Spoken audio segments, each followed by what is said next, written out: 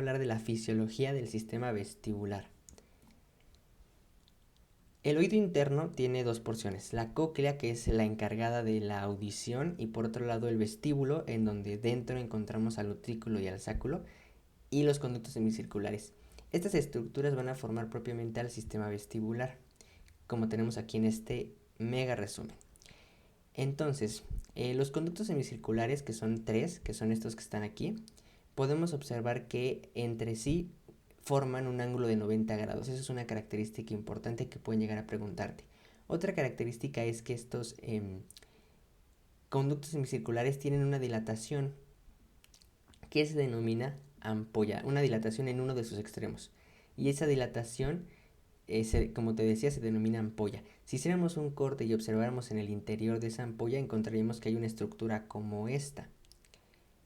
Otra cosa importante, acuérdate que el oído interno pues está formado por un laberinto óseo, que es el que está como de color amarillo, y dentro está un laberinto membranoso. Ese laberinto membranoso en su interior va a contener o va a estar lleno de endolinfa. En cambio, entre el laberinto óseo y el laberinto membranoso vamos a encontrar perilinfa. Pero aquí no importa tanto la perilinfa. Lo que importa mucho en los conductos semicirculares es la endolinfa, que está llenando a esos, como tal, esos conductos. Entonces, si hiciéramos un corte aquí a nivel de la ampolla y viéramos esta estructura, lo que quiero darte a entender es que justamente esta estructura va a estar bañada en endolinfa. Entonces aquí vamos a ver que todo esto va a estar lleno de endolinfa. Ok, bueno, esa es una primera parte que quería contarte. Si nos ponemos a analizar esta estructura, vamos a encontrar que hay un epitelio en donde encontramos células ciliadas que tienen sus estereocilios. Acuérdense que son estereocilios. Y vamos a ver que esos estereocilios van a estar embebidos de esta estructura como gelatinosa, proteica, que se denomina cúpula. Y como ya te mencioné, aquí a los lados de la cúpula, bañando a la cúpula, vamos a encontrar a la endolinfa. Pues resulta que cuando nosotros movemos nuestra cabeza, pero específicamente cuando hacemos movimientos angulares, es decir, cuando empezamos a rotar nuestra cabeza, o cuando decimos que sí, cuando decimos que no con la cabeza, vamos a tener que eso va a mover a los conductos semicirculares, pero sin embargo la endolinfa va a quedarse por inercia, va a tratar de quedarse quieta.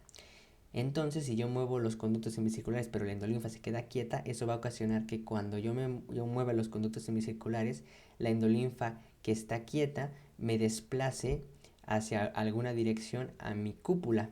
Y al mover la cúpula, eso va a ocasionar que los estereocilios, que tienen en su membrana canales de potasio dependientes de fuerza mecánica, pues va a ocasionar que esos canales de potasio se abran y que por lo tanto el potasio que entre a la célula y la despolarice.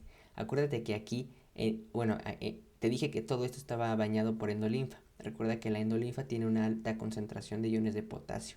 Por lo tanto, va a ser una mayor concentración de potasio afuera que adentro de la célula. Por eso el potasio entra a la célula, contrario a lo que pasaría en las otras células del cuerpo, en donde el potasio saldría de la célula. Aquí, debido a que la endolinfa tiene mucho potasio, el potasio va a entrar a la célula y va a despolarizar estas células ciliadas. Y esto va a generar un potencial de acción que va a hacer, en las células ciliadas van a generar un potencial de receptor, pero estas células ciliadas a su vez están haciendo sinapsis con los axones del nervio vestibular. Entonces ya propiamente el nervio vestibular es el que va a generar el potencial de acción, que va a dirigirse hacia el cerebelo. Y porque toda esta información va a servir para mantener el equilibrio. Y es bastante interesante, no lo platicamos al inicio, pero vamos a ver que el sistema vestibular, la función que tiene es muy parecida a la propiocepción del cuerpo, porque la información que va a llevar el sistema vestibular va a ser la de la posición de la cabeza. Y esa información de la posición de la cabeza la va a enviar al cerebelo para que éste pueda mantener el equilibrio de todo el cuerpo. Bueno, entonces, como te comentaba, los conductos semicirculares son tres, van a tener dilataciones que son las ampollas, y en las ampollas vamos a encontrar estas estructuras que ya las definimos. La función que tienen los conductos semicirculares es detectar el movimiento angular de la cabeza, por ejemplo, cuando decimos que sí con la cabeza, cuando decimos que no con la cabeza o cuando literalmente movemos la cabeza, giramos la cabeza, movemos la cabeza en círculos, mejor dicho. Eso es lo que van a detectar los conductos semicirculares, perdón. Bueno, vamos a pasar ahora a el utrículo y el sáculo. El utrículo y el sáculo tienen son estas estructuras que están aquí. Este es el utrículo y este es el sáculo. Si hacemos un corte y también observamos su interior, vamos a ver que también están llenos de endolinfa, pero todo esto estaría lleno de endolinfa, pero vamos a ver que la estructura que tienen dentro del utrículo y el sáculo, hay unas estructuras, mejor dicho, que se denominan máculas. Hay una mácula del utrículo y una mácula del sáculo.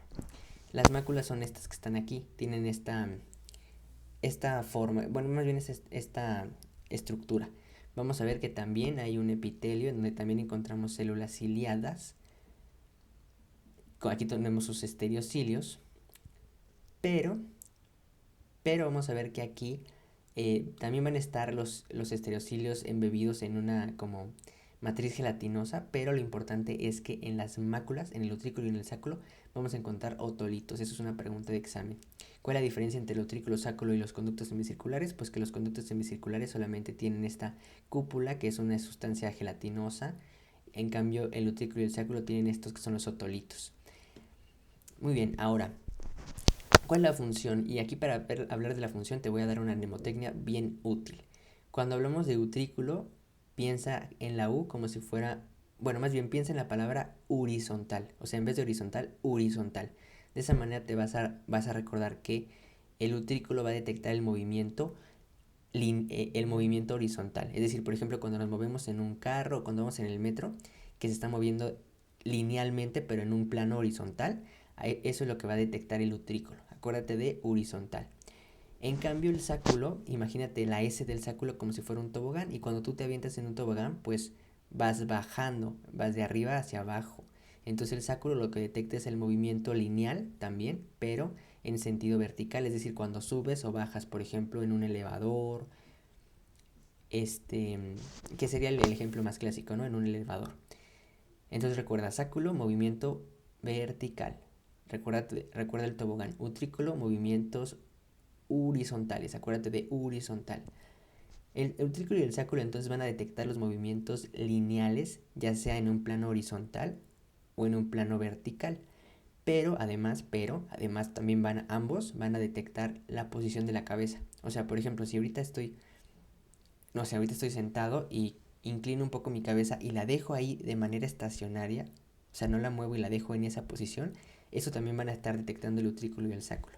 En cambio, los conductos semicirculares van a detectar el movimiento angular, es decir, cuando realizo rotación de la cabeza o cuando estoy moviendo la cabeza hacia los lados o sí, principalmente hacia los lados o en cualquier dirección. Pero si yo dejara quieta esa cabeza, entonces ya no lo detectarían los conductos semicirculares, sino que ahora lo detectarían el utrículo y el sáculo. Ok, bueno.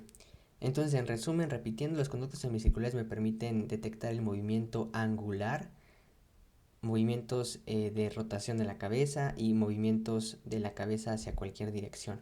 En cambio, el utrículo y el sáculo, bueno, me detectan el movimiento lineal, el utrículo el movimiento en un plano horizontal y el sáculo en un plano vertical. Y además el utrículo y el sáculo van a detectar la posición de la cabeza cuando se queda quieta, no cuando se está moviendo, porque cuando se está moviendo los conductos semicirculares son lo que detectan ese movimiento de la cabeza en cualquier dirección. Muy bien. Aquí tenemos, por ejemplo, cómo funcionan las máculas del sáculo y del utrículo. El sáculo recuerda que detecta el movimiento en un plano vertical, acuérdate del tobogán. Vemos que los otolitos, que te comentaba que las máculas tienen los otolitos, aquí vamos a ver, por ejemplo, que si me muevo hacia abajo o hacia arriba, en este plano, pues debido a que la mácula del sáculo está en esta disposición, permite que detectar el movimiento arriba o hacia abajo. En cambio, la mácula del utrículo, cuando yo me muevo hacia los lados en un plano horizontal, es lo que va a poder detectarlo debido a que tiene esta disposición. Entonces, lo que te quiero dar a entender con esto es que las máculas del sáculo y el utrículo están en una cierta disposición a propósito para que de esa manera puedan sensar o detectar cada uno un movimiento diferente en un plano vertical y en un plano horizontal, ¿ok? Y esto es lo que te decía de la posición de la cabeza. Si yo inclino la cabeza y me quedo quieto ahí, pues también los otolitos se van a mover por acción de la gravedad. Y observa que cuando se mueven los otolitos van a jalar esta matriz gelatinosa porque los otolitos están pegados ahí a esa matriz gelatinosa. Entonces cuando se mueven ellos, pues se mueve la matriz. Y esto va a mover también los estereocilios, favoreciendo que se abran los canales de potasio dependientes de fuerza mecánica y que se generen potenciales de receptor en estas células ciliadas. Y posteriormente las células ciliadas van a hacer sinapsis con estos axones del nervio vestibular, y ya propiamente aquí estos axones son los que van a generar un potencial de acción.